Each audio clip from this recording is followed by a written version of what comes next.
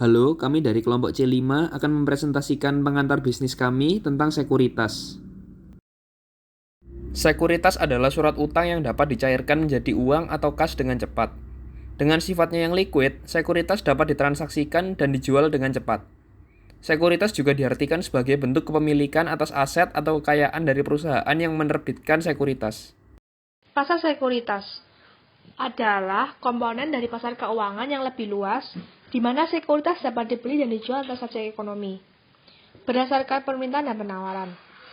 Pasar sekuritas dapat mencangkup pasar saham, pasar obligasi, dan pasar derivatif, di mana harga dapat ditentukan dan peserta baik profesional maupun non-profesional dapat bertemu. Pasar sekuritas dapat dibagi menjadi dua tingkat, yaitu pasar primer, tempat sekuritas baru diterbitkan, dan pasar sekunder, tempat sekuritas yang ada dapat dibeli dan dijual. Pasar sekuritas digunakan dalam perekonomian untuk menarik modal baru, mentransfer aset real dalam aset keuangan, menentukan harga yang akan menyeimbangkan permintaan dan penawaran, dan menyediakan sarana untuk menginvestasikan uang baik jangka pendek maupun jangka panjang. Pasar perdana atau yang biasa disebut primary market adalah salah satu jenis dari pasar modal. Di pasar ini, penawaran saham terjadi pertama kali sebelum ditawarkan ke pasar sekunder. Jadi, emiten atau badan usaha yang mengeluarkan surat berharga untuk diperjualbelikan akan menawarkan saham kepada pemodal selama waktu yang telah ditetapkan oleh penerbit saham, sebelum nantinya saham tersebut diperdagangkan secara luas. Untuk lamanya periode ini kurang lebih adalah 6 hari kerja. Di pasar perdana ini, perusahaan akan memperoleh dana yang diperlukan.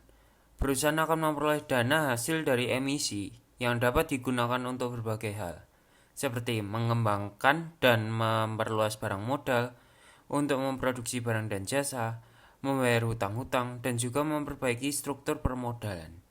Untuk harga sahamnya pun bergantung pada analisis fundamental perusahaan yang bersangkutan, yang kemudian ditentukan oleh emisi dan perusahaan go public. Sifat harga saham di pasar ini pun cenderung tetap. Kemudian ciri-ciri dari pasar primer adalah: yang pertama, harga dari saham yang diperdagangkan di pasar ini tetap. Yang kedua, tidak dikenakan komisi. Yang ketiga, transaksi di pasar ini hanya untuk pembelian saham. Yang keempat, pemesanan dilakukan melalui agen penjual. Dan yang kelima adalah pasar ini memiliki jangka waktu terbatas. Pasar sekunder atau yang biasa disebut secondary market merupakan pasar keuangan untuk memperdagangkan sekuritas yang telah diterbitkan dalam penawaran umum perdana atau IPO. Terdapat 4 jenis pasar sekunder. Yang pertama, pasar reguler. Pasar ini menggunakan sistem tawar-menawar secara terus-menerus. Kemudian, sistem perdagangannya dengan lot, di mana satu lot terdapat 100 lembar saham. Kemudian, tawar-menawar ini dilakukan dengan skema multifaksi dan terjadi berdasarkan prioritas harga dan waktu. Sedangkan untuk penyelesaian transaksinya memakan waktu 4 hari setelah transaksi. Kemudian, harga yang terbentuk pada pasar sekunder menjadi dasar perhitungan IHSG. Kemudian, yang kedua terdapat pasar non-reguler. Pada jenis pasar ini menggunakan sistem negosiasi, di mana macam-macam perdagangannya terbagi menjadi 3. Ada block sale, di mana perdagangannya minimal 400 lot. Kemudian ada outlot, di mana perdagangan dengan volume kurang dari 1 lot. Dan yang terakhir, crossing atau yang biasa disebut atau sering disebut perdagangan tutup sendiri, di mana pada macam perdagangan ini transaksi jual beli saham terjadi antara nasabah yang kemudian ditengahi oleh satu pialang atau satu broker saham dengan jumlah dan harga tertentu. Kemudian yang selanjutnya ada pasar tunai. Pada pasar tunai ini menggunakan sistem negosiasi berdasarkan pembayaran tunai. Ditujukan untuk pialang yang gagal memenuhi kewajiban menyelesaikan transaksi di pasar reguler atau non-reguler. Kemudian yang terakhir terdapat pasar segera, di mana dilakukan oleh anggota bursa dan KPEI yang ingin menjual atau membeli efek yang penyelesaiannya pada hari bursa berikutnya setelah terjadi transaksi bursa atau T+1. Manfaat pasar sekunder. Yang pertama, menyediakan platform bagi investor untuk melakukan transaksi perdagangan obligasi, saham, surat utang, dan instrumen keuangan lainnya.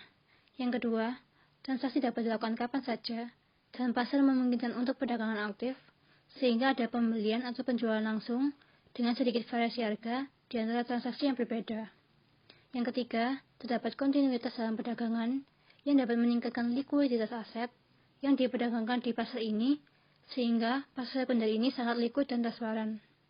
Yang keempat, investor dapat menemukan platform yang tepat, seperti pertukaran terorganisir, untuk melikuidasi kepemilikan, dan efek yang mereka pegang juga dapat dijual di berbagai bursa efek.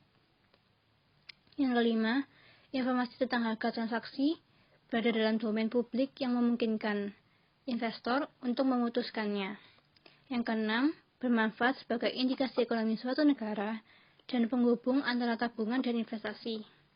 Yang ketujuh, membantu perusahaan untuk memantau dan mengendalikan persepsi publik. Proses perdagangan saham dan obligasi pada pasar sekunder. Perusahaan efek membeli dan menjual efek berdasarkan perintah jual dan perintah beli dari investor. Setiap perusahaan mempunyai paket perantara pedagang efek untuk memasukkan semua perintah jual atau perintah beli ke dalam sistem perdagangan bursa efek. Perintah beli dan perintah jual dari sekian banyak investor bisa cocok karena mekanisme matching yang berdasarkan kriteria prioritas harga dan prioritas waktu. Pasar sekunder di Indonesia terjadi di dua tempat yang kita sebut sebagai bursa, yang terdiri atas bursa reguler dan bursa paralel. Yang pertama yaitu bursa reguler. Bursa reguler merupakan bursa efek resmi yang dibangun oleh pemerintah. Dahulu, bursa efek ini ada dua, yaitu Bursa Efek Jakarta dan Bursa Efek Surabaya. Namun sekarang, kedua bursa tersebut dilebur menjadi satu, menjadi Bursa Efek Indonesia, di mana kantornya juga masih berada di dua tempat, yaitu di Jakarta dan juga di Surabaya. Bursa ini merupakan jenis pasar yang dimana investornya melakukan berbagai cara transaksi sesuai dengan harga yang mengalami kenaikan berdasarkan fraksi harga.